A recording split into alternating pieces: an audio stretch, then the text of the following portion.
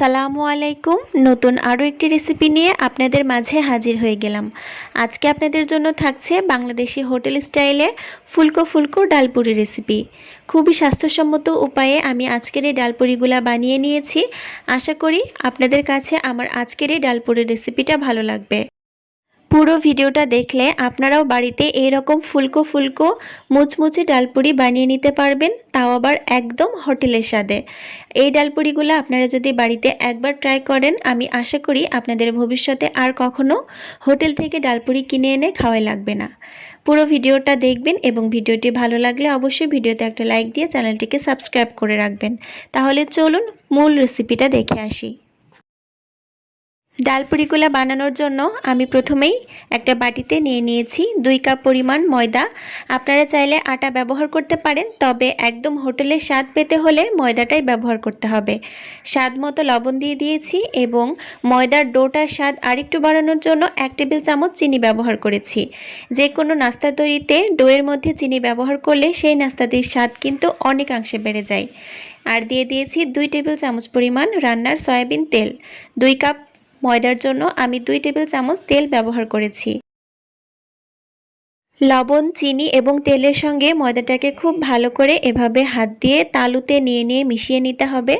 দেখতেই পাচ্ছেন যাকে বলে ময়ান দিয়ে নেওয়া। যখন এরকম মুঠো পাকালে একটা দলা ভাব চলে আসবে, আপনারা বুঝতে পারবেন আপনাদের ময়দাটা একদম পারফেক্টলি মেশানো হয়ে গিয়েছে বা ময়ান দেওয়া হয়ে গিয়েছে। এখন নর্মাল তাপমাত্রার পানি আমি অল্প অল্প করে এই ময়দাতে অ্যাড করব এবং সফট একটা ডো বানিয়ে নিব।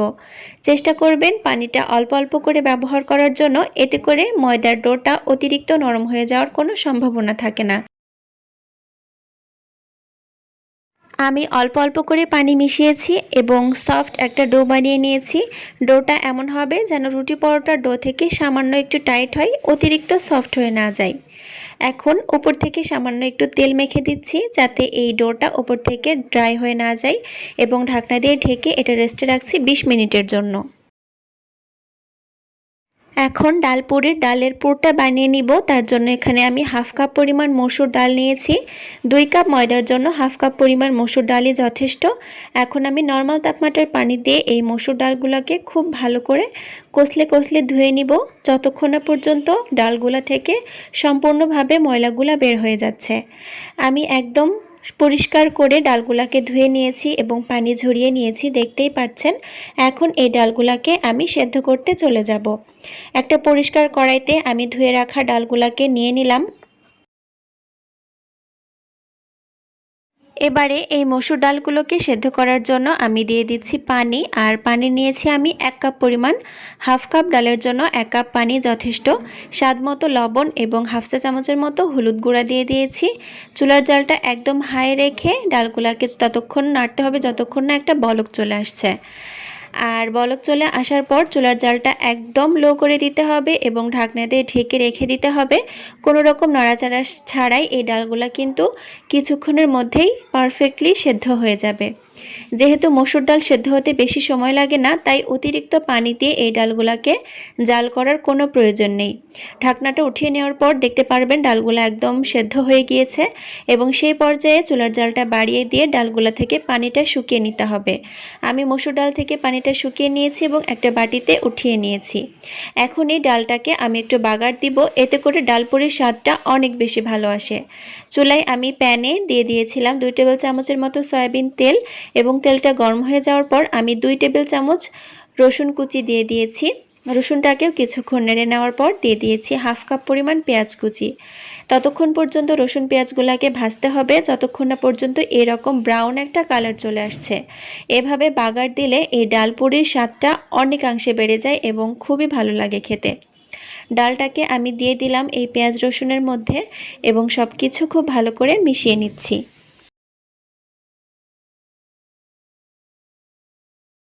এই পর্যায়ে চুলার জালটাকে মিডিয়াম টু লোতে করে ডালটাকে অনবরত নাড়তে হবে এবং অবশিষ্ট যতটুকু পানি আছে সেটুকু শুকিয়ে নিতে হবে। এই পর্যায়ে দিয়ে দিলাম আমি 1 টেবিল চামচ পরিমাণ চিলি ফ্লেক্স। আমি শুকনা মরিচ শুকনা খোলাতে টেলে গুঁড়া করে নিয়েছি। আর সবশেষে দিয়ে দিচ্ছি 1 চা চামচ পরিমাণ ভাজা জিরার গুঁড়া। অবশ্যই চেষ্টা করবেন ভাজা জিরার গুঁড়াটা দেওয়ার জন্য, এতে করে ডালপুরির এই ডালের পুরের যে স্বাদটা সেই স্বাদটা খুবই ভালো আসে। আপনারা চাইলে শুকনা মরিচের পরিবর্তে কাঁচা মরিচও কুচি করে কেটে দিতে পারেন। যখন এরকম একদম ডোয়ের কনসিস্টেন্সিতে চলে আসবে সেই পর্যায়ে নামিয়ে এই ডালপুরের পুরটা খুব ভালো করে ঠান্ডা করে নিতে হবে। 20 মিনিট পর আমি ঢাকনাটা সরিয়ে নিয়েছি এবং ময়দাটা খুব ভালোভাবে সেট হয়ে গিয়েছে, দেখতেই পাচ্ছেন। এর মধ্যে আর কোনো স্টিকি ভাব কিন্তু নেই। এখন এই ডোটাকে আমি 2 ভাগে ভাগ করে ছোট ছোট লেচি কেটে নিব। এক ভাগ ডোকে আমি এরকম একটা লম্বা শেপ দিয়ে নিয়েছি ছোট ছোট লেচি কাটার সুবিধার্থে, আর একটা ছুরির সাহায্যে আমি ছোট ছোট টুকরা করে নিচ্ছি যাতে পুরির শেপটা দিতে আমার সুবিধা হয়। আপনারা চাইলে হাত দিয়ে ছিঁড়েও ছোট ছোট ডো করে নিতে পারেন। পুরির জন্য সবগুলো লেচি কাটা হয়ে গেলে লেচিগুলোকে এরকম গোল শেপ দিয়ে নেবেন খুব ভালোভাবে, এতে করে পুরি বানাতে অনেক বেশি সুবিধা হয়। দেখতে পাচ্ছেন আমি সবগুলো লেচি একই সাইজে করে নিয়েছি। আপনারা যতটুকু সাইজে পুরি বানাতে চান সেই সাইজে লেচিগুলোকে কেটে নেবেন, আর অবশ্যই ঢাকনা দিয়ে ঢেকে রাখবেন, না হলে কিন্তু লেচিগুলো উপর থেকে ড্রাই হয়ে শক্ত হয়ে যাবে। ডাল পুরি বানাতে হলে প্রথমে ডালের পুরটা লেচির মধ্যে দিয়ে নিতে হবে। তার জন্য আমি একটা লেচি নিয়ে নিয়েছি এবং লেচিটার চারপাশ থেকে বৃদ্ধাঙ্গুলের সাহায্যে আমি একটু ছড়িয়ে নিচ্ছি। দেখতেই পাচ্ছেন মাঝখানটা কিন্তু থাকবে একটু মোটা টাইপের, মাঝখান থেকে ছড়ানো যাবে না। চারপাশ থেকে বৃদ্ধাঙ্গুলের সাহায্যে ময়দার লেচিটা একটু ছড়িয়ে দিবেন বা গোল করে নেবেন, যাতে এটার ভিতরে ডালের পুরটা দিয়ে খুব ভালো করে আটকে দেওয়া যায়। দেখতেই পাচ্ছেন আমি কিভাবে কাজটা করে নিচ্ছি। অনেকটা কুলি পিঠা বানানোর জন্য যেভাবে নারকেলের পুরটা দিতে হয় ভেতরে, সেই রকম করে কাজটা করে নিতে হবে। খুব ভালো করে মুখটা সিল করে দিতে হবে ঘুরিয়ে ঘুরিয়ে, যাতে ডালের পুরটা বের হয়ে না যায়। সবগুলো লেচিকে প্রথমে এভাবে ডালের পুরটা দিয়ে রেডি করে নিতে হবে পুরির জন্য। আমি সবগুলা একই রকম করে ডালের পুর ভেতরে দিয়ে রেডি করে নিয়েছি এবং এগুলাকেও ঢেকে রাখবো যাতে ড্রাই হয়ে না যায়। যেখানে আমি পুরিটাকে বেলবো সেই জায়গাটাতে একটু তেল মেখে নিচ্ছি, এতে করে পুরিটা বেলতে অনেক সুবিধা হবে। পুরির যে সাইডটা সিল করা, অর্থাৎ যে সাইডটা ঘুরিয়ে ঘুরিয়ে আমি আটকে দিয়েছি সেই সাইডটা রাখতে হবে নিচের দিকে এবং মসৃণ পাশটা রাখতে হবে ওপরের দিকে, এবং বেলনের সাহায্যে আলতো করে পুরিটা বেলে নিতে হবে। খুব বেশি চেপে চেপে পুরিটাকে বেলা যাবে না, এতে করে ভেতরে যে ডালের পুরটা দিয়েছি সেটা বের হয়ে যাবে, এবং অতিরিক্ত পাতলাও করা যাবে না, তাহলে কিন্তু এই ডাল পুরিটা ভাজার সময় অতিরিক্ত ফুলে যাবে এবং ফেটে ডালের পুরটা বাইরে চলে আসবে। চুলায় পরিমাণ মতো তেল আমি আগে থেকেই ভালো করে গরম করে নিয়েছিলাম। মোটামুটি ভালো মতো গরম হলে পুরিটাকে একে একে ছেড়ে দিতে হবে এবং চামচের সাহায্যে তেলটাকে উপরে ছড়িয়ে দিতে হবে, যাতে পুরিটা খুব ভালোভাবে ফুলে উঠতে পারে। চুলার আঁচটা রাখতে হবে মিডিয়াম টু হাইয়ে, এতে করে পুরিটা একদম পারফেক্টলি ভাজা যাবে।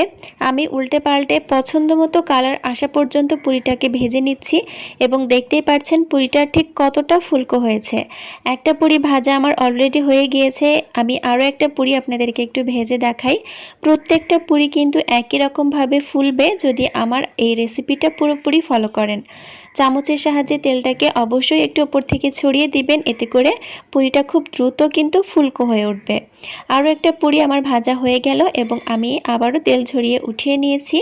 এভাবে একে একে আমি সবগুলো পুরিকে ভেজে নিয়েছি।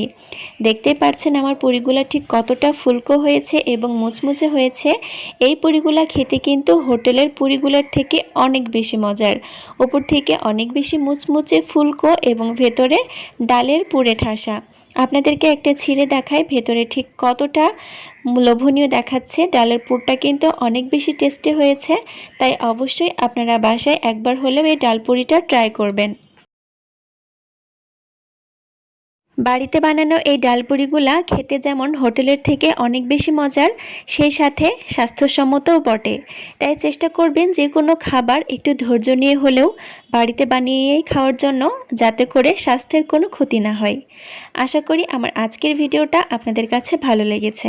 নতুন কোনো সহজ রেসিপি নিয়ে আবারও হাজির হয়ে যাব। আল্লাহ হাফেজ।